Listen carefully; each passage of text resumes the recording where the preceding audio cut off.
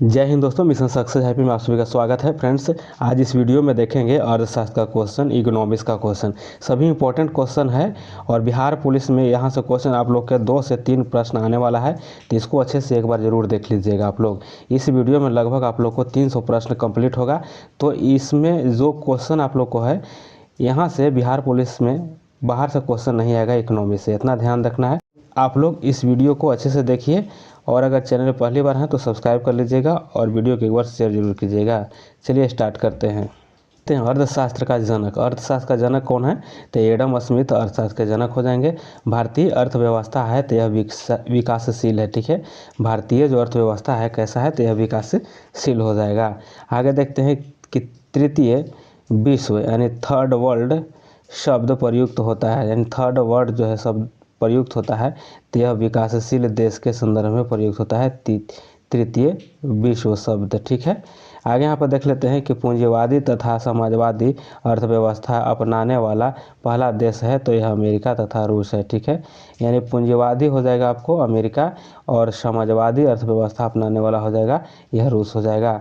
आगे देखते हैं कि विश्व के सबसे बड़ी अर्थव्यवस्था है तो यह अमेरिका की सबसे बड़ी अर्थव्यवस्था हो जाएगा। नेक्स्ट क्वेश्चन आगे देख लेते हैं कि विश्व की दूसरी बड़ी अर्थव्यवस्था है तो यह चीन के पास है। ठीक है, आगे देखते हैं कि सकल घरेलू उत्पाद की दृष्टि से भारतीय अर्थव्यवस्था का विश्व में स्थान, तो देखिए यहाँ तो अभी 7वां है लेकिन फ्रेंड्स 5वां हो गया है। ठीक है, याद रखना है 5वां नंबर पर आ गया है। आगे देखते हैं कि क्रय शक्ति समता के आधार पर भारत की अर्थव्यवस्था का विश्व में स्थान है तो यहाँ तीसरा हो जाएगा। ठीक है, यह क्रय शक्ति क्षमता में हो जाएगा। आगे यहाँ देखते हैं कि मिश्रित अर्थव्यवस्था को अपनाने वाला विश्व का पहला देश है तो फ्रांस है। यह मिश्रित अर्थव्यवस्था को अपनाने वाला फ्रांस हो जाएगा पहला देश। आगे देखते हैं कि भारत में अर्थव्यवस्था है तो भारत में मिश्रित अर्थव्यवस्था है और मिश्रित अर्थव्यवस्था का अर्थ क्या होता है कि निजी तथा सार्वजनिक क्षेत्रों का सहअस्तित्व होता है। ठीक है, निजी हो गया और सार्वजनिक क्षेत्रों का सहअस्तित्व हो जाएगा मिश्रण का। आगे देखते हैं कि मिश्रित अर्थव्यवस्था का प्रारंभ जो है यह 1948 में हुआ था। मिश्रित अर्थव्यवस्था का प्रारंभ 1948 में हो जाएगा। मानव विकास रिपोर्ट जारी करता है तो यह करता है 1990 से। और देखिए यहाँ पे कि संयुक्त राष्ट्र विकास कार्यक्रम यानी UNDP के द्वारा यह मानव विकास रिपोर्ट जारी किया जाता है और 1990 से। आगे देख लेते हैं कि मानव विकास सूचकांक HDI का आकलन का आधार क्या है? तो जीवन प्रत्याशा है, शिक्षा का स्तर हो जाएगा और प्रति व्यक्ति आय हो जाएगा। यह मानव विकास सूचकांक को आकलन करने की जो क्राइटेरिया है, ठीक है, कैटेगरी है जो यही हो जाएगा आपको। ठीक है, कि जीवन प्रत्याशा, शिक्षा का स्तर हो जाएगा और प्रति व्यक्ति आय हो जाएगा आकलन करने का आधार यह। आगे देख लेते हैं कि भारत के मानव विकास से रिपोर्ट को कौन प्रकाशित या जारी करता है? तो नीति आयोग के द्वारा जारी किया जाता है। आगे देखते हैं कि राज्य स्तरीय मानव विकास रिपोर्ट जारी करने वाला भारत का पहला राज्य है तो मध्य प्रदेश हो जाएगा। आगे देखते हैं कि सर्वप्रथम राष्ट्रीय आय का आकलन किया गया था तो यह 1868 में और दादा भाई नौरोजी के द्वारा किया गया था। नेक्स्ट क्वेश्चन आगे है कि राष्ट्रीय आय समिति का गठन अगस्त 1949 में हुआ था। राष्ट्रीय आय समिति का गठन जो है यह किया गया था तो यह अगस्त 1949 में। ठीक है, आगे देखते हैं कि राष्ट्रीय आय समिति ने अपनी पहली रिपोर्ट पेश की थी तो यह 51 में किया था, 1951 में। आगे देखते हैं कि राष्ट्रीय आय है तो यह एक प्रवाह है, स्टॉक नहीं। ठीक है, यह एक प्रवाह है, स्टॉक नहीं है। ठीक है, राष्ट्रीय आय। आगे देखते हैं हिंदू वृद्धि दर संबंधित है तो यह राष्ट्रीय आय से संबंधित है, हिंदू वृद्धि दर। आगे देख लेते हैं कि हिंदू वृद्धि जो दर के अवधारणा के प्रतिपादक थे तो प्रोफेसर राजकृष्ण थे। ठीक है, हिंदू वृद्धि दर के अवधारणा के प्रतिपादक प्रोफेसर राजकृष्ण हो जाएंगे। और राष्ट्रीय आय के अनुमान का सबसे पहला सरकारी अनुमान दिया गया था तो यह 1948-49 में दिया गया था। आगे देखते हैं कि राष्ट्रीय आय का सर्वश्रेष्ठ मापक है तो देखिए यहाँ पे हो जाएगा आपको कि साधन लागत पर शुद्ध राष्ट्रीय उत्पाद हो जाएगा। ठीक है, यह NNP हो जाएगा इसका, कि राष्ट्रीय आय का सर्वश्रेष्ठ मापक हो जाएगा तो यह NNP हो जाएगा। आगे देखते हैं कि वर्तमान में राष्ट्रीय आय के गणना का आधार वर्ष है तो देखिए यह जो है आपको उस समय की बात किया गया है तो इसको अभी छोड़ देना है। आगे यहाँ पे देख लेते हैं नेक्स्ट यहाँ पे है कि राष्ट्रीय आय में सर्वाधिक योगदान है। तो राष्ट्रीय आय में सर्वाधिक योगदान जो है तृतीय क्षेत्र का यानी सेवा क्षेत्र का हो जाएगा। आगे देखते हैं कि केंद्रीय सांख्यिकी संगठन है CSO की स्थापना हुई है। तो यह 2 मई 1951 में, ठीक है, 2 मई 1951 में CSO का स्थापना हुआ था। केंद्रीय सांख्यिकी संगठन ने पहली देशव्यापी आर्थिक गणना कराई थी। तो यह आर्थिक गणना कराया था यह 1977 में। CSO का मुख्यालय है तो यह नई दिल्ली में हो जाएगा। नेक्स्ट क्वेश्चन आगे देख लेते हैं कि भारत में GDP यानी सकल घरेलू उत्पाद में सर्वाधिक योगदान वाला राज्य है तो यह महाराष्ट्र हो जाएगा। आगे यहाँ देखते हैं कि राष्ट्रीय लेखा सांख्यिकी कहलाता है तो यह श्वेत पत्र हो जाएगा। नेक्स्ट है कि श्वेत पत्र प्रकाशित करता है तो CSO के द्वारा प्रकाशित होता है और भारतीय सांख्यिकी संस्थान है तो यह कोलकाता में हो जाएगा। भारतीय सांख्यिकी संस्थान कहाँ है तो कोलकाता में हो जाएगा। यहाँ पे आगे देखते हैं कि प्राथमिक क्षेत्र संबंधित है तो यह कृषि, पशुपालन, मत्स्य पालन, यह आपको प्राथमिक क्षेत्र हो जाएगा। द्वितीय क्षेत्र किसे कहते हैं तो देखिए विनिर्माण, निर्माण और विद्युत और जलापूर्ति, यह सब जो है यह आपको द्वितीय क्षेत्र हो जाएगा। तृतीय क्षेत्र में देखिए कौन कौन होता है तो सेवा क्षेत्र हो जाएगा, व्यापार हो जाएगा, परिवहन हो जाएगा, संचार, यह सभी जो हो जाएगा आपको तृतीय क्षेत्र हो जाएगा। यहाँ अच्छा से इसको समझ लीजिए, ठीक है, यह अच्छे समझ लीजिएगा आप लोग, यहाँ से क्वेश्चन आ सकते हैं। नेक्स्ट क्वेश्चन आगे देखते हैं। यहाँ देखते हैं कि किसी भी देश की आर्थिक विकास दर का सर्वश्रेष्ठ सूचकांक होता है तो प्रति व्यक्ति आय होता है, प्रति व्यक्ति आय हो जाएगा। आगे यहाँ देखते हैं कि प्रति व्यक्ति आय मामले में अग्रणी देश है तो यह अग्रणी देश हो जाएगा, जापान हो जाएगा। आगे देखते हैं कि भारत में गरीबी का मापन का आधार है तो यह न्यूनतम कैलोरी उपभोक्ता के मौद्रिक मान पर हो जाएगा। यहाँ क्वेश्चन देखते हैं कि भारत में गरीबी का आकलन किया जाता है। तो भारत में गरीबी का आकलन जो किया जाता है यह लकड़वाला फार्मूला के आधार पर किया जाता है, लकड़वाला फार्मूला के आधार पर किया जाता है। आगे देखते हैं कि लकड़वाला फार्मूला को स्वीकृति प्रदान की गई, तो स्वीकृति प्रदान किया गया था 1997 को योजना आयोग द्वारा। किसके द्वारा? योजना आयोग के द्वारा लकड़वाला फार्मूला को स्वीकृति मिली थी। आगे देखते हैं अंत्योदय कार्यक्रम का उद्देश्य क्या है। अंत्योदय कार्यक्रम का उद्देश्य है कि गरीबों में सबसे गरीब की सहायता करना, ठीक है, गरीब तो है ही है लेकिन इस सबसे ज़्यादा जो गरीब है उसको सहायता प्रदान करना, यह अंत्योदय कार्यक्रम का उद्देश्य था। आगे देखते हैं कि अंत्योदय कार्यक्रम सर्वप्रथम प्रारंभ हुआ था तो सबसे पहले राजस्थान में प्रारंभ किया गया था, शुरुआत किया गया था। आगे देखते हैं कि भारत में बेरोजगारी संबंधित आंकड़े तैयार किए जाते हैं तो बेरोजगारी है उसका जो आंकड़ा तैयार किया जाता है राष्ट्रीय प्रतिदर्श सर्वेक्षण यानी NSSO के द्वारा तैयार किया जाता है। आगे देखते हैं कि भारत के कृषि क्षेत्र में पाई जाने वाली बेरोजगारी है तो अदृश्य है, प्रच्छन्न है, ठीक है, दृश्य और प्रच्छन्न याद रखिए कृषि क्षेत्र में। देखते हैं कि व्यापार चक्र की मंदी के समय उत्पन्न बेरोजगारी कहलाता है। अगर व्यापार चक्र के मंदी के समय जो बेरोजगारी उत्पन्न होगा उसको कहते हैं चक्रीय बेरोजगारी, चक्रीय बेरोजगारी। आगे देखते हैं कि भारत में बेरोजगारी का स्वरूप कैसा है तो भारत में जो है संरचनात्मक है। कैसी है? संरचनात्मक बेरोजगारी है। आगे देखते हैं कि ग्रामीण क्षेत्रों में पाए जाने वाले बेरोजगारी है तो ग्रामीण क्षेत्र में जो मौसमी है, याद रखना है, ग्रामीण क्षेत्र में मौसमी है यानी कृषि क्षेत्र पर यह आधारित रहता है। जैसे कहने का मतलब कि मौसम के अनुसार ही काम होता है, ठीक है। चलिए आगे देख लेते हैं। नेक्स्ट क्वेश्चन यहाँ पर हो जाएगा कि शहर क्षेत्र यानी शहरी क्षेत्र में पाई जाने वाली बेरोजगारी है तो देखिए खुली है और प्रत्यक्ष बेरोजगारी है। शहरी क्षेत्र में कैसी है तो खुली है और यह प्रत्यक्ष बेरोजगारी हो जाएगा शहरी क्षेत्र में। चलिए आगे देख लेते हैं कि वित्तीय वर्ष की अवधि। तो वित्तीय वर्ष की अवधि क्या होती है तो 1 अप्रैल से 31 मार्च तक वित्तीय वर्ष की अवधि रहता है। 1 अप्रैल से 31 मार्च तक वित्तीय वर्ष की अवधि होती है। आगे देखते हैं कि प्रथम वित्त आयोग का गठन हुआ था तो यह 1951 में प्रथम वित्त आयोग का गठन किया गया था। आगे देखते हैं कि वित्त आयोग का गठन होता है तो देखिए राष्ट्रपति के द्वारा इसको किया जाता है और अनुच्छेद की बात किया जाएगा तो 280 अनुच्छेद के तहत किया जाता है वित्त आयोग का गठन। चलिए आगे देख लेते हैं कि राज्य वित्त आयोग का गठन अनुच्छेद 243(1) के तहत किया जाता है। राज्य वित्त आयोग का गठन अगर पूछे तो ये आपको बताना है कि 243(1) के अनुच्छेद 243(1) के तहत। आगे है कि वित्त आयोग के प्रथम अध्यक्ष केसी नियोगी थे। ठीक है, वित्त आयोग के प्रथम अध्यक्ष केसी नियोगी हो जाएंगे। वित्त आयोग के अध्यक्ष की नियुक्ति राष्ट्रपति के द्वारा किया जाता है और वित्त आयोग का कार्यकाल होता है 5 वर्ष का होता है। वित्त आयोग में सदस्यों की संख्या होती है 5 होता है सदस्य। ठीक है, और इसमें अध्यक्ष सहित 5 यानी कि 5 इसमें सदस्य कुल टोटल होते हैं। नेक्स्ट क्वेश्चन आगे यहाँ पर देखते हैं कि 14वें वित्त आयोग का गठन हुआ था। तो 14वां वित्त आयोग यह 2013 में हुआ था और 14वें वित्त आयोग की अवधि थी तो यह 14 से 20 तक थी। आगे 14वें वित्त आयोग के अध्यक्ष की बात किया जाए तो यह था YV रेड्डी 14वें वित्त आयोग के अध्यक्ष हो जाएंगे। 15वें वित्त आयोग की अवधि थी तो यह 2020 से 25 तक। ठीक है, यह 15वें वित्त आयोग और अभी 15वें वित्त आयोग ही चल रहा है। आगे 15वें वित्त आयोग के अध्यक्ष अगर पूछे तो NK सिंह हो जाएंगे। ठीक है, NK सिंह।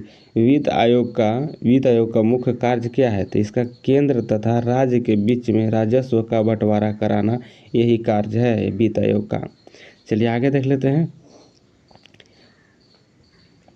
आगे यहाँ देखते हैं कि 7वें वेतन आयोग का गठन यह फरवरी 2014 में हुआ था। ठीक है, 7वें वेतन आयोग का गठन फरवरी 2014 में हुआ था। अभी तक 8वां वेतन आयोग का गठन नहीं हुआ है। आगे देखते हैं कि 7वें वेतन आयोग का अध्यक्ष कौन थे तो अशोक कुमार माथुर हो जाएंगे। अशोक कुमार माथुर 7वें वेतन आयोग के अध्यक्ष। योजना आयोग का गठन हुआ था तो यह योजना आयोग 15 मार्च 1950 को याद रखना है। योजना आयोग का गठन हुआ था तो 15 मार्च 1950 को। आगे देख लेते हैं, यहाँ पे देखते हैं तो 1946 में गठित केसी नियोगी समिति के सिफारिश पर हुआ था। ठीक है, नियोगी समिति के सिफारिश पर यह स्थापना हुआ था। ठीक है, 15 मार्च 1950 को योजना आयोग का। आगे देखते हैं योजना आयोग का प्रस्ताव दिया था तो जॉन मथाई ने यह प्रस्ताव दिया था कि योजना आयोग बनाना चाहिए। योजना आयोग संस्था थी तो यह कैसी है तो यह गैर संवैधानिक है, यानी यह संवैधानिक नहीं है। आगे देखते हैं कि योजना आयोग अध्यक्ष होता है यानी योजना आयोग के अध्यक्ष कौन होता है तो PM होते हैं, प्रधानमंत्री होते हैं।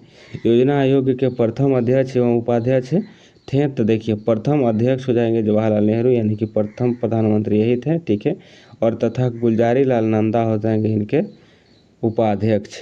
चलिए आगे देखते हैं कि योजना आयोग के अंतिम अध्यक्ष तथा उपाध्यक्ष हैं तो देखिए नरेंद्र मोदी अभी वर्तमान में है, अभी चल रहे हैं। ठीक है, योजना आयोग तो यह नीति आयोग में बदल गया है। ठीक है, योजना आयोग। ऐसे भी अगर योजना आयोग का अंतिम पूछेगा तो नरेंद्र मोदी ही, क्योंकि इस नरेंद्र मोदी के समय में ही यह योजना आयोग को नीति आयोग में बदला गया था। ठीक है, और मोटेक सिंह आहलूवालिया जो था यह उपाध्यक्ष हो जाएंगे। आगे देख लेते हैं योजना आयोग के स्थान पर किस नई संस्था का गठन हुआ तो नीति आयोग का गठन हो गया था। ठीक है, नीति आयोग का गठन हुआ। और देखिए इसका अगर फुल फॉर्म से पूछे तो national institution for transforming India होता है नीति आयोग। नीति का फुल फॉर्म नीति आयोग यानी राष्ट्रीय भारत परिवर्तन संस्थान। अगर हिंदी में आपसे पूछे तो देखिए राष्ट्रीय भारत परिवर्तन संस्थान इसका नाम हो जाएगा। ठीक है, और नीति आयोग अस्तित्व में कब आया तो 1 जनवरी 2015 को यह नीति आयोग बन गया था योजना आयोग से। ठीक है, चलिए नेक्स्ट क्वेश्चन आगे देखते हैं। अगर आपसे पूछे कि नीति आयोग का प्रथम अध्यक्ष कौन हो जाएगा तो नरेंद्र मोदी हो जाएंगे। ठीक है, याद रखना है कि नीति आयोग के अध्यक्ष होता है तो प्रधानमंत्री इसका भी। ठीक है, आगे यहाँ पर देखते हैं कि नीति आयोग के प्रथम अध्यक्ष और उपाध्यक्ष देखिए नरेंद्र मोदी प्रथम हो गए और अरविंद पनगड़िया जो जगह यह उपाध्यक्ष हो जाएंगे। नीति आयोग संस्था है तो यह गैर संवैधानिक संस्था ये भी है। ठीक है, क्योंकि योजना आयोग को ही परिवर्तित करके नीति आयोग बना दिया गया है और यह परामर्शदात्री एवं विशेषज्ञ संस्था है, यानी कि यह परामर्श देने के लिए बनाया गया है। चलिए आगे यहाँ देख लेते हैं कि योजना आयोग द्वारा इंडिया विजन 2020 का दस्तावेज प्रस्तुत हुआ तो यह 23 जनवरी 2003 को। ठीक है, आगे देख लेते हैं कि इंडिया विजन 2020 में सकल घरेलू उत्पाद यानी GDP लक्ष्य निर्धारित था तो 9% था। और सुपर कैबिनेट किसे कहा जाता है तो सुपर कैबिनेट जो है राष्ट्रीय विकास परिषद को कहा जाता है। नेक्स्ट क्वेश्चन आगे देखते हैं कि राष्ट्रीय विकास परिषद का गठन हुआ था तो यह 6 अगस्त 1952 को हुआ था। 6 अगस्त 1952 को राष्ट्रीय विकास परिषद का गठन हुआ। और NDC संस्था है तो यह गैर संवैधानिक है और NDC का अध्यक्ष होता है तो इसका भी अध्यक्ष प्रधानमंत्री होते हैं। ठीक है, राष्ट्रीय विकास परिषद का भी अध्यक्ष जो होंगे प्रधानमंत्री ही होंगे। चलिए आगे देख लेते हैं। यहाँ पे है कि राष्ट्रीय विकास परिषद के सदस्य में शामिल होते हैं, यानी कि राष्ट्रीय विकास परिषद के सदस्य में कौन कौन शामिल होते थे? केंद्रीय मंत्रिमंडल के सदस्य होते हैं, राज्य के मुख्यमंत्री होते हैं और केंद्र शासित राज्य के प्रशासक तथा योजना आयोग के सदस्य होते हैं। सभी इसमें शामिल होते हैं। आगे यहाँ पे देखते हैं कि राष्ट्रीय विकास परिषद का मुख्य काम क्या है। ठीक है, तो इसका काम क्या है कि पंचवर्षीय जो योजना होता है, पंचवर्षीय योजना का अनुमोदन तथा अंतिम स्वीकृति जो प्रदान करता है, यह राष्ट्रीय विकास परिषद के द्वारा ही किया जाता है। भारत में योजना का प्रारूप है तो यह मिश्रित योजना का प्रारूप है। भारत के लिए नियोजित अर्थव्यवस्था पुस्तक को लिखा गया है तो विश्वरैया ने लिखा है और यह 1934 में विश्वेश्वरैया के द्वारा लिखा गया है 1934 में। आगे देखते हैं गांधी योजना को तैयार किया था। देखिए, गांधी योजना को तैयार किया था तो श्री मन्ना रायण ने किया था और यह 1944 में श्रीमन नारायण के द्वारा किया गया था 1944 में। बॉम्बे प्लान क्या है? तो देखिए, बॉम्बे प्लान जो है यह 15 वर्षीय योजना है और इसको लागू किया गया था 1944 में और 8 उद्योगपतियों द्वारा इसको लागू किया गया था। आगे देखते हैं कि जन योजना निर्मित की गई थी तो यह श्री M.N. राय द्वारा अप्रैल 1945 में जन योजना को निर्मित किया गया था। आगे देखते हैं कि सर्वोदय योजना को प्रस्तुत किया था तो यह जयप्रकाश नारायण के द्वारा किया गया था और यह 1950 में। नियोजन से तात्पर्य क्या है कि आर्थिक नियोजन। ठीक है, आर्थिक नियोजन को सर्वप्रथम अपनाया तो रूस ने सबसे पहले अपनाया था। आर्थिक नियोजन विषय है तो यह समवर्ती सूची का विषय है और आर्थिक नियोजन से संबंधित अनुसूची जो है वह 7वीं अनुसूची हो जाएगा।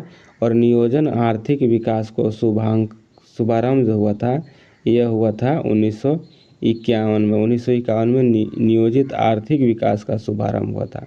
भारत में पंचवर्षीय योजनाओं के क्रियान्वयन का दायित्व तो होता है तो केंद्र और राज्य सरकार दोनों के होता है। ठीक है, आगे यहाँ पे देख लेते हैं कि राष्ट्रीय योजना समिति की स्थापना 1938 में हुआ था और राष्ट्रीय योजना समिति के अध्यक्ष होते थे तो यहाँ पे पंडित जवाहरलाल नेहरू थे। ठीक है, आगे देख लेते हैं कि राष्ट्रीय योजना समिति का रिपोर्ट प्रकाशित हुई तो यह 1949 में प्रकाशित हुआ था।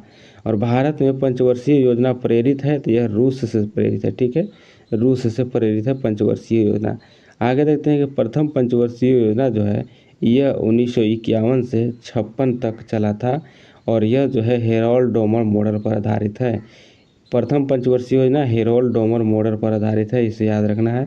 प्रथम पंचवर्षीय योजना प्राथमिकता पर बल दिया गया था तो किस पर दिया गया था? तो कृषि पर दिया गया था। ठीक है, सबसे ज़्यादा बल जो दिया गया था प्रथम पंचवर्षीय योजना में कृषि पर। आगे देखते हैं द्वितीय पंचवर्षीय योजना जो है इसके 56 से 61 तक हुआ था, 1956 से 61 पर तक यह, और इसका आधारित है यह PC महालनोबिस के मॉडल पर यह आधारित है। ठीक है, यह योजना का अवधि जो था 56 से 61 था और यह PC महालनोबिस, याद रखना है, PC महालनोबिस मॉडल पर आधारित है। द्वितीय पंचवर्षीय योजना में सर्वोच्च प्राथमिकता जो दी गई थी वो भारी एवं आधारभूत उद्योग पर दिया गया था। ठीक है, और राउरकेला, देखिए राउरकेला कहाँ है? उड़ीसा में है, याद रखना है, राउरकेला उड़ीसा में है, भिलाई छत्तीसगढ़ में है, दुर्गापुर पश्चिम बंगाल में है। इस्पात कारखानों की स्थापना किया गया था तो यह दूसरी पंचवर्षीय योजना में किया गया था। यह सभी को भी याद रखना है। नेक्स्ट क्वेश्चन आगे देख लेते हैं। यहाँ पे हो जाएगा कि पंडित जवाहरलाल नेहरू ने अधिक काम, अधिक उत्पादन एवं अधिक वितरण का नारा दिया था तो दूसरी पंचवर्षीय योजना में दिया था। क्या बोले थे कि अधिक काम, अधिक उत्पादन और अधिक वितरण का नारा अगर पूछे कि किस पंचवर्षीय योजना में दिया गया था तो यह दूसरा पंचवर्षीय योजना हो जाएगा। तृतीय पंचवर्षीय योजना का जो समय अवधि था यह 61 से 66 तक था। ठीक है, और यह डोमर समृद्धि मॉडल पर था। ठीक है, डोमर मॉडल पर आधारित है, याद रखना है, डोमर मॉडल पर आधारित था। आगे देखते हैं, यह डोमर समृद्धि याद रखना क्योंकि पहले वाला था पहले वाला आपको क्या था, वह आपको डोमर मॉडल पर वो भी आधारित था, तो इसीलिए इसको डोमर समृद्धि मॉडल पर यह आधारित हो जाएगा। ठीक है, वह हेरोल्ड डोमर मॉडल पर था। आगे देख लेते हैं कि तृतीय योजना में प्राथमिकता दी गई थी तो अर्थ व्यवस्था को स्वावलंबी एवं स्वयं स्फूर्त बनाने के लिए इस पर ज़्यादा जोर दिया गया था। अब तक की सबसे असफल योजना रही थी तृतीय पंचवर्षीय योजना, यानी कि सबसे जो है ये असफल रहने वाला यह आपको योजना था तो तृतीय पंचवर्षीय योजना था। तृतीय योजना का विकास दर का लक्ष्य कितना था, तो विकास दर का लक्ष्य था 5.6% और विकास हुआ था 2.8%। सबसे असफल यह रहा था। आगे यहाँ पे देख लेते हैं, आगे यहाँ पे है कि तृतीय पंचवर्षीय योजना के असफल का कारण क्या था। देखिए, असफल होने का कारण यह है कि भारत पाकिस्तान युद्ध हुआ था 1965 में और भारत चीन युद्ध यह आपको 62 में हो गया था। भारत और चीन जो युद्ध हुआ था यह हो गया था 1962 में और भयंकर अकाल भी आ गया था इसी बीच में। इसी वजह से तृतीय पंचवर्षीय योजना असफल रहा था। 3 वर्षीय योजनाओं का काल था, तो ये देखिए 66 से यानी 1966 से 69 तक रहा था। यह 3 वर्षीय योजना काल था। ठीक है, योजना काल था। आगे देखते हैं कि 3 वर्षीय योजनाओं को संज्ञा दी गई है तो योजना अवकाश दिया गया है। ठीक है, योजना अवकाश, तो योजना अवकाश कितना से कितना तक था, यह 1966 से 69 तक था। और हरित क्रांति एवं बोकारो स्टील प्लांट जो 1968 में बना था, यह तृतीय पंचवर्षीय योजना में बना था। सॉरी, तृतीय नहीं, यह योजना अवकाश हो जाएगा। ठीक है, योजना अवकाश के काल में ही बना था और हरित क्रांति भी यही योजना अवकाश के काल में हुआ और बोकारो स्टील भी बना 1968 में, तो यह योजना अवकाश काल में ही बना। ठीक है, आगे देखते हैं कि चतुर्थ योजना का काल था, तो चतुर्थ जो था यह 69 से 74 तक था।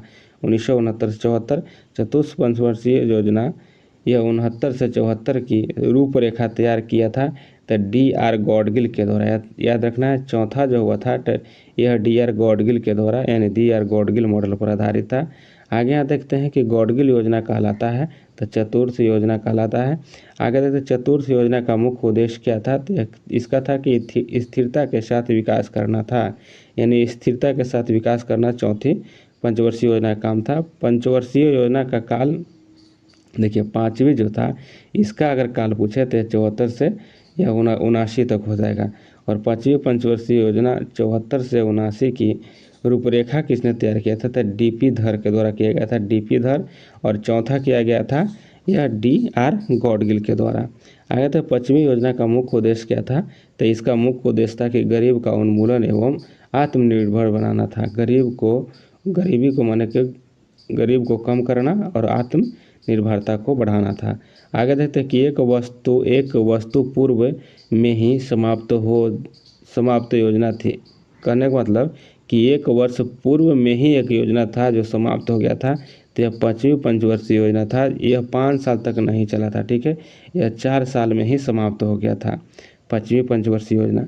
आगे देख लेते हैं कि देखिए, इंदिरा गांधी ने गरीबी हटाओ का नारा दिया था, तो यह पाँचवीं पंचवर्षीय योजना में दिया था। ठीक है, और काम के बदले अनाज, याद रखना है, काम के बदले अनाज यह 1977-78 के कार्यकाल में यह दिया गया था। ठीक है, शुरू हुआ तो यह पाँचवीं पंचवर्षीय योजना में। ठीक है, काम के बदले अनाज और गरीबी हटाओ का नारा दिया गया था, तो पाँचवीं पंचवर्षीय योजना में दिया गया था। 1974 में राष्ट्रीय न्यूनतम आवश्यकता कार्यक्रम लागू हुआ था, तो यह पाँचवीं पंचवर्षीय योजना में हुआ था। अनवरत योजना यानी रोलिंग प्लान का काल कब से कब था, तो देखिए, रोलिंग प्लान का काल जो था यह 78 से 80 तक में था। अनवरत योजना जिसको कहते हैं या रोलिंग प्लान अगर पूछे तो इसका काल आपको 1978 से 80 तक। अनवरत योजना देन है तो यह गुरनाल मिर्डल की थी। किसका, गुरनाल मिर्डल के द्वारा अनवरत योजना का दिया गया था। चलिए आगे देखते हैं कि अनवरत योजना के प्रतिपादक कौन हो जाएंगे। अगर इसको प्रतिपादक पूछे अनवरत योजना का तो रेगनर फ्रिश हो जाएंगे। ठीक है, रेगनर फ्रिश। और अगर इस देन किसकी है तो यह गुरनाल मॉडल का हो जाएगा, मिडल का। अनवरत योजना आधारित है तो यह गांधीवाद मॉडल पर आधारित है। किस मॉडल पर आधारित है, तो यह गांधीवादी मॉडल पर आधारित है अनवरत योजना। आगे देखते हैं नाबार्ड की स्थापना हुई थी। देखिए, छठी योजना था, इसी में नाबार्ड की स्थापना हुआ था और छठी योजना जो था 80-85 तक था। आगे देखते हैं कि राष्ट्रीय ग्रामीण रोजगार योजना प्रारंभ हुआ, तो यह छठी योजना काल में हुआ था। राष्ट्रीय ग्रामीण रोजगार योजना छठी में हुआ था। और सातवां देख लेते हैं कि सातवां पंचवर्षीय योजना जो था यह 85 से 90 था, और इसका रूपरेखा तैयार किया था रामकृष्ण हेंगर के द्वारा। रामकृष्ण हेंगर। इंदिरा आवास योजना जो है 85 से 86 तथा जवाहर रोजगार योजना है 28 अप्रैल या 1989 का प्रारंभ 7वीं योजना में हुआ था। ठीक है, 7वीं योजना के काल में हुआ था। नेक्स्ट क्वेश्चन आगे देखते हैं कि नेहरू रोजगार योजना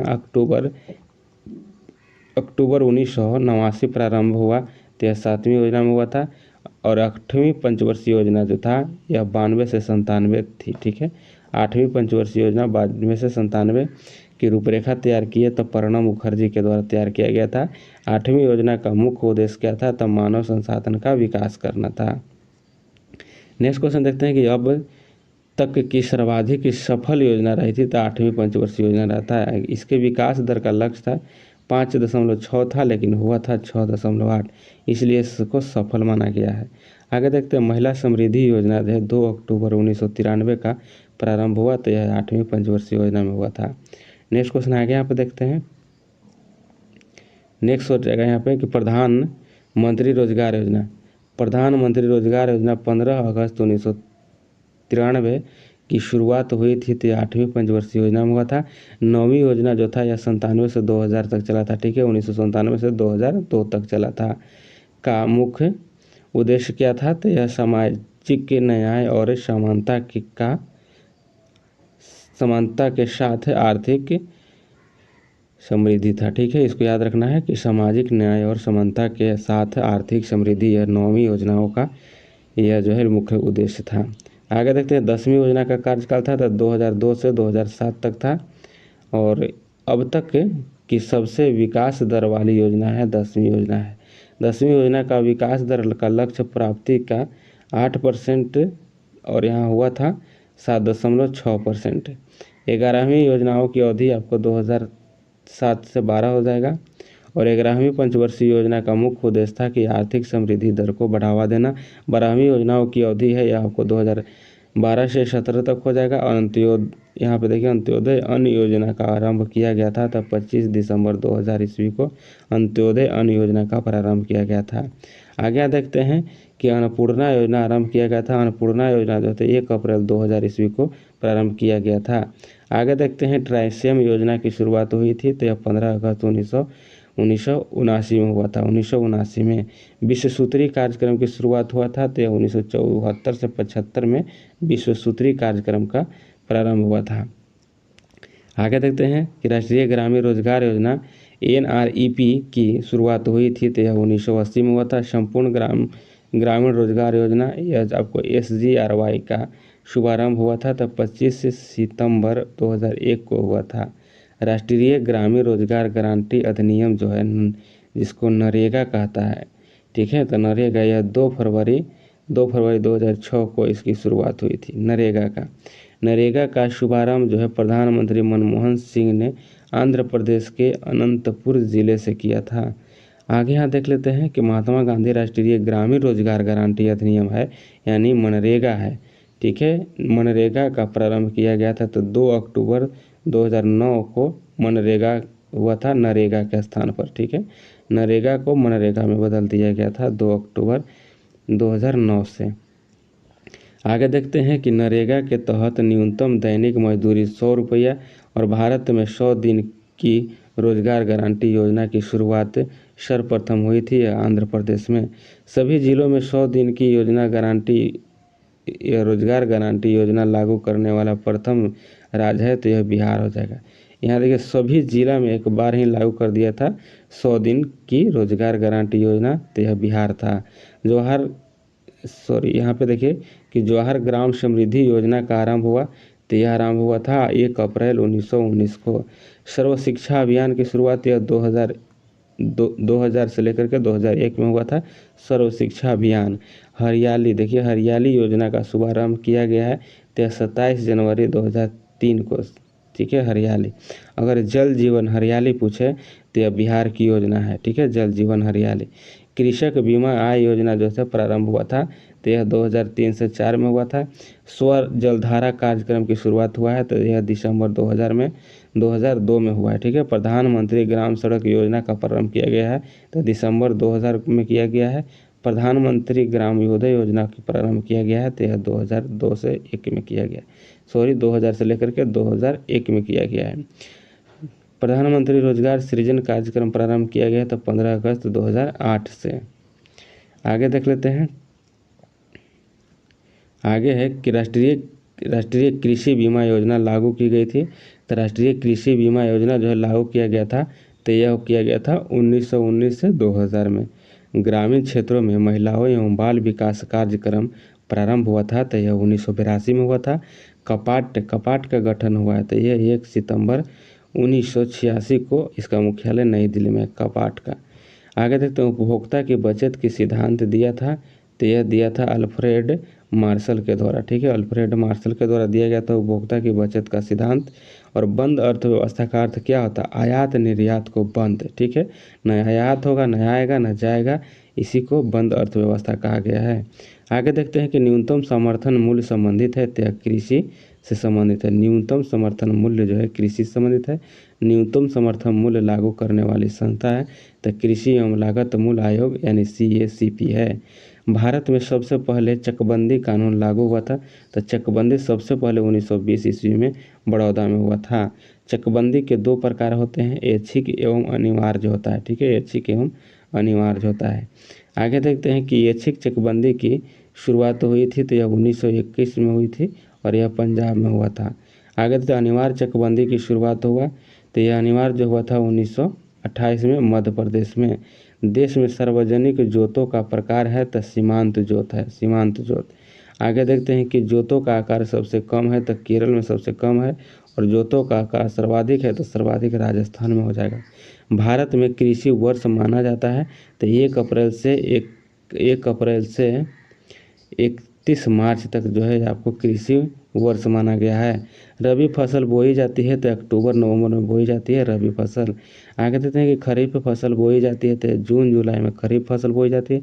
रबी फसल कौन कौन है? तो गेहूँ, जौ, चना, मटर, सरसों, यह आपको रबी फसल हो जाएगा। गेहूँ, जौ, चना, मटर, सरसों, यह आपको रबी फसल हो जाएगा। खरीफ फसल में देखिए कि चावल, बाजरा, मक्का जो है आपको खरीफ फसल हो जाएगा। जायद फसल या ककड़ी, तरबूजा, खीरा, सब्जी, यह सभी जो है जायद फसल हो जाएगा। भारत की प्रमुख खाद्य फसल है, तो यह चावल हो जाएगा, ठीक है। भारत की प्रमुख खाद्य फसल जो है चावल हो जाएगा।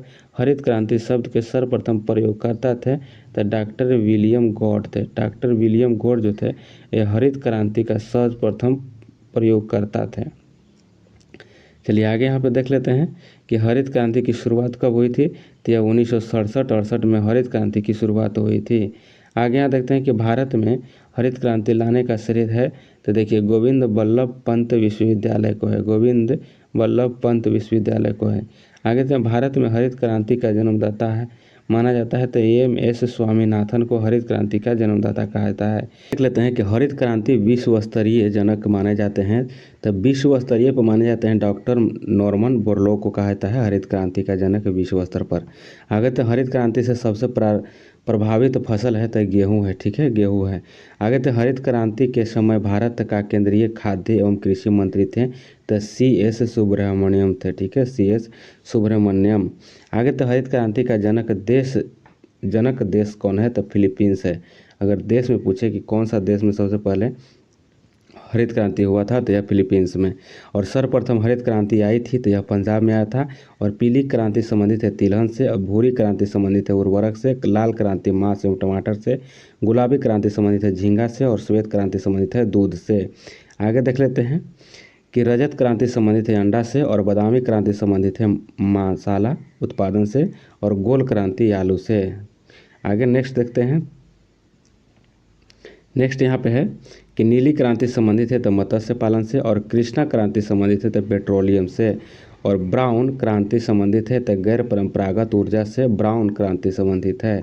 आगे तो सुनहरी क्रांति संबंधित है, फलों का उत्पादन से सुनहरी हो जाएगा। और सभी यहाँ पे देखना है कि सभी क्रांतियों का सम्मेलन है तो यह इंद्रधनुषी क्रांति कहा जाता है, सभी क्रांतियों का सम्मेलन। आगे यहाँ पे देखते हैं कि प्रत्यक्ष कर है तो यह आयकर, संपत्ति कर, निगम कर, मृत्यु कर, भू राजस्व कर, उपहार कर, ये सभी जो है प्रत्यक्ष कर हो जाएगा। प्रत्यक्ष कर देख लेते हैं यहाँ पे, और प्रत्यक्ष कर में हो जाएगा बिक्री कर, तट कर, उत्पाद कर, सीमा शुल्क कर, और एक आपको जीएसटी जो है यह भी आपको अप्रत्यक्ष कर है। आगे देख लेते हैं कि केंद्र सरकार द्वारा लगाया जाने वाला कर है तो यह आयकर है, निगम कर है, संपत्ति कर है, धन कर है, उपहार कर है, सीमा शुल्क है, कृषि धन पर कर यह जो लगा है यह केंद्र सरकार के द्वारा लगाया गया है। आगे देख लेते हैं कि राज्य सरकार के द्वारा लगाया जाने वाला कर कौन कौन है तो यह राज्य सरकार द्वारा लगाया जाने वाला कर है, और यह आपको भू राजस्व कर हो जाएगा, कृषि आयकर हो जाएगा, बिक्री कर हो जाएगा, मनोरंजन कर हो जाएगा, पथ कर हो जाएगा, मोटर वाहन कर हो जाएगा। आगे देखते हैं कर ढांचे में सुधार के लिए गठित समिति थी तो चेलैया समिति थी। कर के सुधार के लिए जो गठित समिति है चेलैया समिति का गठन अगस्त 1991 में हुआ था। और भारत में जीएसटी देखिए, जीएसटी गुड एंड सर्विस, इसको अगर फुल फॉर्म पूछे तो गुड एंड सर्विस टैक्स होता है। इसका लागू किया गया था, जीएसटी लागू किया गया था 1 जुलाई 2017 को, याद रखना है। जीएसटी की शुरुआत हुआ था, लागू किया गया तो 1 जुलाई 2017 से। जीएसटी है तो जीएसटी अप्रत्यक्ष एवं गंतव्य आधारित कर है, यानी जीएसटी अप्रत्यक्ष कर है। ठीक है, जीएसटी सर्वप्रथम किस देश में लागू हुआ था तो फ्रांस में सबसे पहले लागू हुआ था। और किस संविधान संशोधन द्वारा जीएसटी को लागू किया गया तो 101, याद रखना, 101वां संविधान संशोधन द्वारा जीएसटी को लागू किया गया था। जीएसटी परिषद का स्थापना 12 सितंबर 2016 में हुआ है। 12 सितंबर 2016 में नगरपालिका समिति के राजस्व का मुख्य स्रोत क्या है तो चुंगी कर है। ठीक है, चुंगी कर। पहली बार सेवा कर का आरोपण हुआ। देखिए, पहली बार सेवा कर का आरोपण हुआ था तो यह 1994-95 में हुआ था, चलैया समिति की देखिए संस्तुति पर। ठीक है, पहली बार सेवा कर जो है यह चलैया समिति की संस्तुति पर जो है यह है सेवा कर आरोपण हुआ था तो यह 1994-95 में हुआ था। और 12वीं योजनाओं का काल एवं विकास दर का लक्ष्य क्या था तो यह आपको देखिए, इसकी काल जो 12वीं था यह 12 से 17 था, और 9% इसकी विकास दर था। ठीक है, आगे देखते हैं कि रेखा समिति गठित की गई थी तो अप्रत्यक्ष कर के सुधार के लिए रेखा समिति का गठन किया गया था। और यहाँ तो वांगचू समिति संबंधित थी, तो वांगचू समिति जो था यह प्रत्यक्ष कर जांच के लिए था। वांगचू समिति प्रत्यक्ष और रेखा समिति अप्रत्यक्ष के लिए था। ठीक है, सर्विस टैक्स की उगाही करता है तो आयकर विभाग के द्वारा किया जाता है। वह स्थिति जिसमें वस्तुओं के मूल्य बढ़ते हैं तथा मुद्रा का मूल्य गिरता है मुद्रास्फीति कहलाता है। ठीक है, मुद्रास्फीति कहलाता है, यानी कि क्या होता है इसमें कि वस्तुओं का मूल्य बढ़ जाता है तथा मुद्रा का मूल्य गिर जाता है तो इसको मुद्रास्फीति कहा जाता है। भारत में मुद्रास्फीति की माप की जाती है तो थोक मूल्य सूचकांक द्वारा किया जाता है। वर्तमान में थोक मूल्य सूचकांक का आधार है तो यह है वर्तमान में 11-12 है। ठीक है, 2011-12 हो जाएगा। आगे देख लेते हैं कि नया थोक मूल्य सूचकांक में शामिल वस्तुओं की संख्या है तो 676 वस्तु है, पहले था 435 वस्तु। मुद्रास्फीति से हानि होता है तो देनदार को, ठीक है, देने वालों को हानि होता है, और मुद्रास्फीति से ऋण यानी जो कर्ज लेता है उसको लाभ होता है और देने वालों को हानि होता है। आगे तो भारत में वित्तीय घाटे का मौद्रीकरण प्राप्त किया जाता है तो सरकार द्वारा ऋण लेकर के। आगे देखते हैं कि ग्रेशम का नियम संबंधित है तो यह मुद्रा के प्रचलन से संबंधित है ग्रेशम का नियम।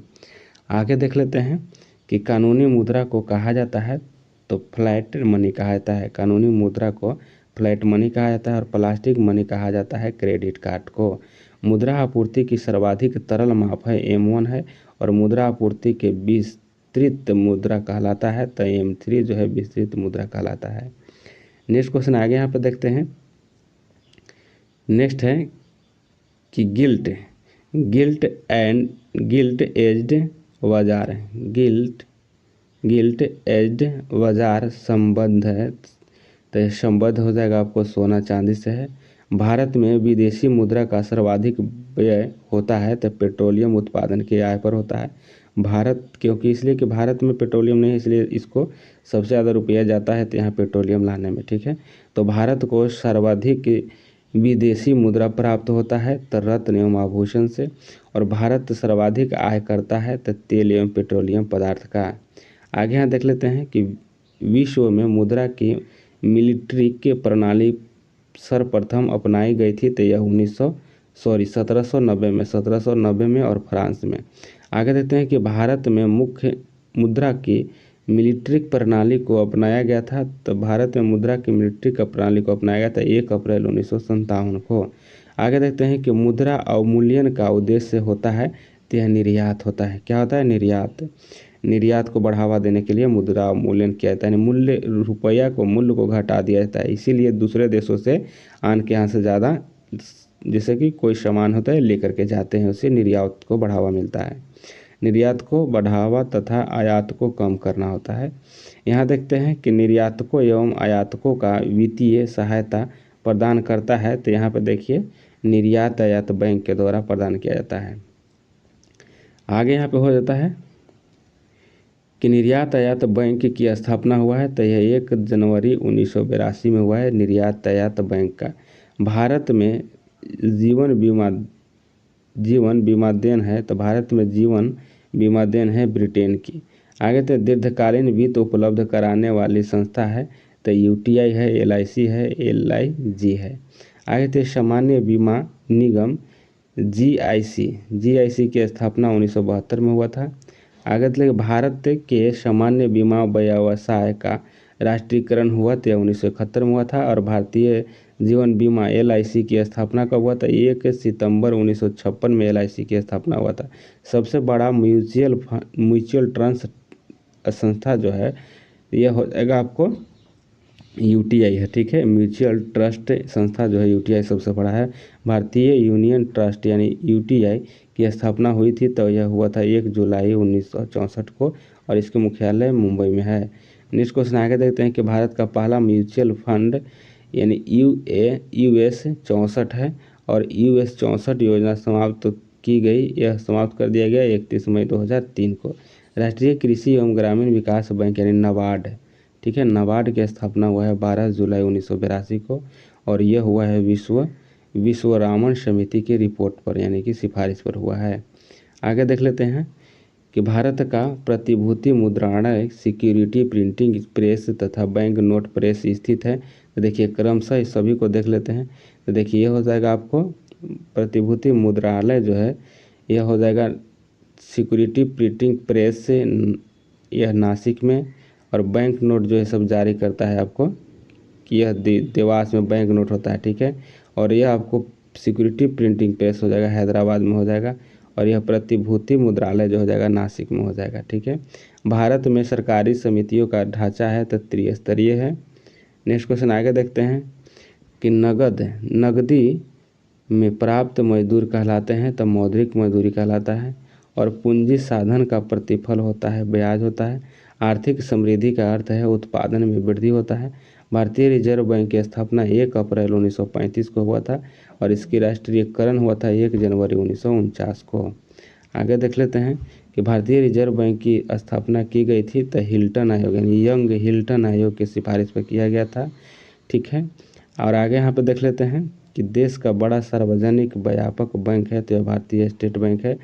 ये इसकी स्थापना अगर पूछे तो 1 जुलाई 1955 में हुआ था एसबीआई की स्थापना। भारत में बैंकों का राष्ट्रीयकरण की संस्तुति जो है यह हजारी समिति के द्वारा प्रस्तुत किया गया था। राष्ट्रीयकरण करने का जो नीति बनाया गया था हजारी समिति के द्वारा। सबसे पहले 14 बड़े व्यापारिक बैंकों का राष्ट्रीयकरण किया गया था 19 जुलाई 1969 को किया गया था। दूसरी बार 6 अन्य व्यापारिक बैंकों का राष्ट्रीयकरण किया गया था 15 अप्रैल 1980 को किया गया था। नेक्स्ट क्वेश्चन यहाँ पे आगे देखते हैं कि रिजर्व बैंक केंद्र और राज्य सरकार को ऋण प्रदान करता है तो 90 दिन का करता है। भारतीय बैंकों का सर्वाधिक शाखाएं हैं तो यूनाइटेड किंगडम में है और प्रीपेड कार्ड जारी करने वाले पहला वाणिज्यिक बैंक है तो ओरिएंटल बैंक ऑफ कॉमर्स है। निजी क्षेत्र में पूंजी उगाहने वाला पहले राष्ट्रीयकृत बैंक है तो यह ओरिएंटल बैंक ऑफ कॉमर्स है। नरसिम्हन समिति संबंधित है तो बैंक सुधार संबंधित है। गोईपोरिया समिति का संबंध है तो बैंक में ग्राहक सेवा सुधार के लिए है। आगे देख लेते हैं कि देश का पहला मोबाइल बैंक है तो लक्ष्मी वाहन बैंक है जो कि मध्य प्रदेश। देश का प्रथम तैरता एटीएम स्थापित किया गया था तो कोचीन में किया गया था और एसबीआई द्वारा। आगे देखते हैं कि यूटी बैंक लिमिटेड का 23 जुलाई 2007 से नया रखा गया है नाम, तो नया रखा गया है नाम इसका एक्सिस बैंक लिमिटेड।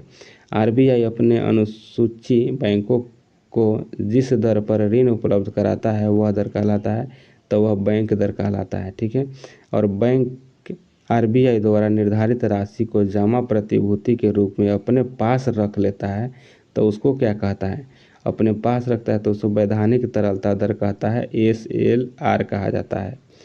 यहाँ आगे देखते हैं बैंक जो है आरबीआई द्वारा निर्धारित राशि को जब नगद रूप में आरबीआई के पास जमा करे तो वह कहलाता है तो नगद आरक्षण अनुपात करने CRR कहलाता है। आगे देख लेते हैं कि भारत में सहकारी बैंकों की शुरुआत हुई थी तो 1904 में हुआ था और मौद्रिक नीति की घोषणा भारतीय रिजर्व बैंक के द्वारा की जाती है तो प्रति 6 माह के लिए किया जाता है। और भारतीय औद्योगिक विकास बैंक जो है IDBI की स्थापना किया गया था तो 1 फरवरी 1964 को भारतीय औद्योगिक विकास बैंक की स्थापना हुआ था। नेक्स्ट क्वेश्चन आगे देखते हैं मानसून का जुआ कहा जाता है, तो मानसून का जुआ कहा जाता है भारतीय बजट को। आगे तो बजट पूर्ण आर्थिक समीक्षा प्रस्तुत की जाती है तो केवल लोकसभा में, और घाटे का बजट कहलाता है तो जब सरकारी आय व्यय से कम हो तो उसको घाटे का बजट कहा जाता है।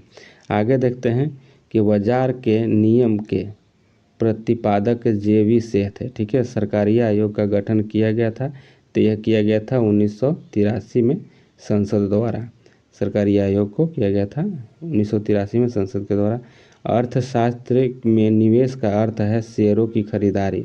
भारत का पहला एवं सबसे पुराना बम्बई स्टॉक है एक्सचेंज है, बम्बई स्टॉक है, और यह इसकी स्थापना हुआ था तो 1875 में। आगे देखते हैं कि दलाल स्ट्रीट क्या है। दलाल स्ट्रीट क्या है तो यह मुंबई में है। दलाल स्ट्रीट कहाँ है तो यह मुंबई में है। ठीक है, राष्ट्रीय स्टॉक एक्सचेंज की स्थापना हुई थी तो यह 1991 में और फेरवानी समिति के द्वारा किया गया था राष्ट्रीय स्टॉक एक्सचेंज का। आगे देख लेते हैं राष्ट्रीय स्टॉक एक्सचेंज का मुख्य प्रवर्तक है तो IDBI बैंक है। ठीक है, IDBI। आगे देख लेते हैं राष्ट्रीय स्टॉक एक्सचेंज का मुख्यालय स्थित है तो दक्षिणी मुंबई वर्ली में है। ठीक है, वर्ली में।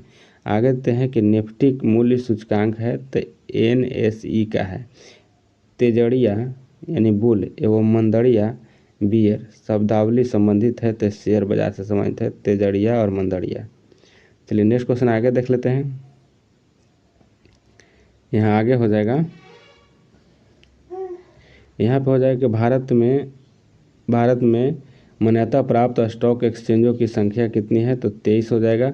और BSE का संवेदी सूचकांक के आधार वर्ष है तो वर्ष 1978 से 79 हो जाएगा। और BSEB का राष्ट्रीय सूचकांक आधार वर्ष है तो यह हो जाएगा 1983 से 84 तक। आगे थे नॉस्डैक है तो यह अमेरिका का शेयर बाजार को नॉस्डैक कहते हैं। आगे देते हैं जोडॉक्स। यहाँ देखिए डो जोन्स शेयर सूचकांक है तो न्यूयॉर्क स्टॉक एक्सचेंज का है। भारत में शेयर बाजारों के लिए मुख्य नियंत्रक का कार्य करता है तो सेबी करता है, और सेबी का मुख्यालय मुंबई में है। ठीक है, सेबी का मुख्यालय मुंबई में है। और सेबी की स्थापना अगर पूछे तो यह 12 अप्रैल 1988 में हुआ था। ठीक है, भारतीय अगर हिंदी में देखिए तो भारतीय प्रतिभूति एवं विनिमय बोर्ड इसको कहा जाता है हिंदी में सेबी। ठीक है, यहाँ पे आगे देख लेते हैं कि SE दब्बे समिति की अनुशंसा पर हुआ था। यह जो बना था सेबी SE दब्बे समिति के अनुशंसा पर 12 अप्रैल 1988 को इसकी स्थापना हुआ था। आगे देखते हैं कि FCI, यह क्वेश्चन पूछा गया था आप लोग को कि FCI यानी भारतीय खाद्य निगम लिमिटेड, यह भारतीय खाद्य निगम है। ठीक है, की स्थापना हुआ था, यह 1965 में हुआ था। अगर इसके इंग्लिश में फुल फॉर्म होगा तो फूड कॉरपोरेशन ऑफ इंडिया हो जाएगा। ठीक है, चलिए आगे देख लेते हैं कि खाद्य एवं कृषि संगठन जिसको FAO कहते हैं की स्थापना यह 10 अक्टूबर 1945 को इटली में हुआ था। आगे देख लेते हैं कि आर्थिक क्षेत्र में उदारीकरण के एक नए युग की शुरुआत हुई तो यह 1991 में हुई थी। विश्वव्यापी आर्थिक मंदी आई थी तो यह 1929 में विश्वव्यापी आर्थिक मंदी आ गया था। नई आर्थिक सुधार की रूपरेखा सर्वप्रथम तैयार किया गया था तो 1985 में राजीव गांधी के काल में। आगे देख लेते हैं कि विशेष आर्थिक जोन पारित किया तो यह 2005 में हुआ था। मीरा सेठ समिति संबंधित है तो हथकरघा से संबंधित है मीरा सेठ समिति। सत्यम समिति का संबंध वस्त्र नीति से था, वस्त्र नीति से सत्यम हो जाएगा। भारतीय लघु उद्योग विकास बैंक है तो सिडबी है, सिडबी, और इसकी स्थापना अक्टूबर 1990 में हुआ था सिडबी को। लघु उद्योगों में सुधार से संबंधित समिति है तो आबिद हुसैन समिति जो हो जाएगा, ये लघु उद्योगों में सुधार के लिए था, आबिद हुसैन समिति।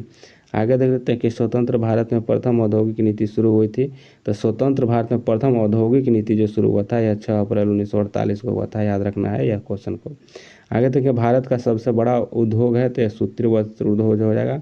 आगे देखते हैं कि विश्व का सबसे बड़ा निर्यातक उद्योग आपको पर्यटन हो जाएगा। आगे यहाँ पे है कि भारत में सर्वप्रथम लौह इस्पात कारखाना स्थापित हुआ था 1907 में हुआ था और यह जमशेदपुर में हुआ था, याद रखना है। कोर सेक्टर का अर्थ है तो देखिए चयनित आधारभूत उद्योग हो जाएगा कोर सेक्टर का। कोर सेक्टर का उद्योग कहाँ कहा जाता है तो सीमेंट, लोहा, इस्पात, पेट्रोलियम, भारी मशीनरी इत्यादि है, इसी को कोर सेक्टर कहा जाता है। आगे यहाँ पर देखते हैं एनटीपीसी। देखिए एनटीपीसी की स्थापना हुई तो एनटीपीसी की स्थापना हुआ था, यह कब हुआ है तो यह 1975 में हुआ था। तेल एवं प्राकृतिक गैस आयोग है ओएनजीसी की स्थापना हुआ तो यह 1956 में हुआ था। पहला राज्य वित्त निगम स्थापित किया गया था तो यह 1953 में पंजाब में। और आगे यहाँ देखते हैं कि भारत में प्रथम जल विद्युत शक्ति गृह प्रारंभ हुआ था तो यह हुआ था 1897 ईस्वी में दार्जिलिंग में। भारत में प्रथम जल विद्युत शक्ति गृह यह दार्जिलिंग में 1897 में। आगे देखते हैं इलेक्ट्रॉनिक क्षमा की गुणवत्ता को प्रदर्शित करता है तो यह करता है ISI मार्क जो रहता है वह। आगे यहाँ पर देख लेते हैं कि SI प्रमाणित जारी किया जाता है तो किया गया था तो यह आपको 2003 से किया गया था, SI प्रमाणन जारी किया गया था। आगे यहाँ देखते हैं कि हॉलमार्क संबंधित है तो हॉलमार्क हो जाएगा कि स्वर्ण आभूषण से संबंधित है और हॉलमार्क की योजना प्रारंभ किया गया था तो 12 अप्रैल 2002 से। और इको मार्क जो है इको मार्क प्रदान किया जाता है तो ऐसे उत्पाद पर जो पर्यावरण को हानि नहीं पहुंचाता उसी को इको मार्क प्रदान किया जाता है। सर्वप्रथम इको मार्क निर्धारित किया गया था तो यह साबुन पर किया गया था और डिटर्जेंट पर किया गया था, ठीक है। आगे देख लेते हैं, आगे यहाँ पे CRISIL जो है क्रिसिल जो है, क्रिसिल का पूर्ण रूप अगर पूछे तो क्रेडिट रेटिंग एजेंसी हो जाएगा। और भारतीय मानक ब्यूरो जो है ISO अस्तित्व में आया था तो यह 6 जनवरी 1947 को, मुख्यालय इसकी दिल्ली में है, भारतीय मानक ब्यूरो का। आगे देखते हैं कि शीतल पेय और सॉस आदि के प्रमाणन के लिए प्रयुक्त चिन्ह है तो FPO है, ठीक है, FPO। चलिए आगे देख लेते हैं कि श्वेत वस्तुओं के अंतर्गत शामिल है तो फ्रिज है। श्वेत वस्तु के अंतर्गत फ्रिज, जनरेटर, वॉशिंग मशीन आदि बिजली की वस्तुएं जो है श्वेत वस्तु के अंतर्गत शामिल है। भारत में कर्मचारी राज्य बीमा योजना प्रारंभ किया गया था तो 1952 में। और राष्ट्रीय ग्रामीण विकास संस्थान स्थित है तो यह हैदराबाद में है और इसका स्थापना की बात करें तो 1977 में हुआ था। आगे देख लेते हैं कि भारत का सबसे बड़ा नियोक्ता है तो सबसे बड़ा नियोक्ता रेलवे है। केंद्रीय वन आयोग की स्थापना यह 1965 में हुआ था। वन अनुसंधान संस्थान कहाँ है तो यह देहरादून में। यह भी क्वेश्चन आपको बिहार पुलिस में पूछा गया था, ठीक है। और इसकी स्थापना 1906 में हुआ था वन अनुसंधान, ठीक है। आगे देखते हैं कि मृदा समिति संबंधित है तो यह सहकारिता आंदोलन से संबंधित है। आगे देख लेते हैं कि विश्व में सार्वजनिक सहकारी संस्थाएं हैं तो यह भारत में हो जाएगा। सहकारी संस्थाएं हैं सर्वाधिक ठीक है, सर्वाधिक हो जाएगा यह भारत में। ऊर्जा संकट भारत में सबसे पहले कब महसूस किया गया था तो 1973 में महसूस किया गया था। और कृषि वस्तुओं की गुणवत्ता को प्रदर्शित करता है तो एग मार्क द्वारा। आगे देते हैं केंद्रीय एग मार्क प्रयोगशाला है तो नागपुर में। केंद्रीय एग मार्क प्रयोगशाला है तो यह हो जाएगा कहाँ तो यह नागपुर में हो जाएगा। आगे यहाँ पर देख लेते हैं कि भारत में पेटेंट अधिनियम सर्वप्रथम पारित किया गया था 1970 में। और ट्रेडमार्क संबंधित प्रभावी है, तो यह ट्रेडमार्क जो है यह 15 सितंबर 2003 से प्रभावी हो गया था। सेल की स्थापना हुआ था तो यह 1974 में हुआ था। सफ़ेद सोना कहा जाता है कपास को, और स्वर्ण द्रव्य कहा जाता है पेट्रोलियम को। बिग पशु सिद्धांत दिया था तो यह देखिए था रॉन्ड ने दिया था, ठीक है। बिग पशु सिद्धांत दिया तो रॉडन ने दिया था। आगे तो सरकारी शाखा संगठन प्रारंभ हुआ तो 1904 में हुआ था। और सुपर 301 संबंधित है तो यह मुक्त व्यापार में अवरोध से है, ठीक है। आगे देख लेते हैं। आगे यहाँ पे हो जाए कि भारत का विदेशी व्यापार सर्वाधिक होता है तो संयुक्त राज्य अमेरिका के साथ होता है। और भारत में विदेशी निवेश करने वाले प्रथम देश कौन है तो मॉरिशस है। ज्ञान प्रकाश समिति संबंधित है तो चीनी घोटाले से ज्ञान प्रकाश हो जाएगा। आगे यहाँ पे देखते हैं कि सुंदर राजन समिति का संबंध पेट्रोलियम से है, भगवती समिति का संबंध बेरोजगारी से है, और हजारी समिति का संबंध औद्योगिक नीति से है। फ्रेंड्स, यहाँ तक आप लोग देखें तो एक वीडियो आप लोग शेयर जरूर कर दीजिए और लास्ट में एक बार लाइक जरूर आप लोग कीजिएगा। चलिए, आप लोग को नेक्स्ट वीडियो आएगा।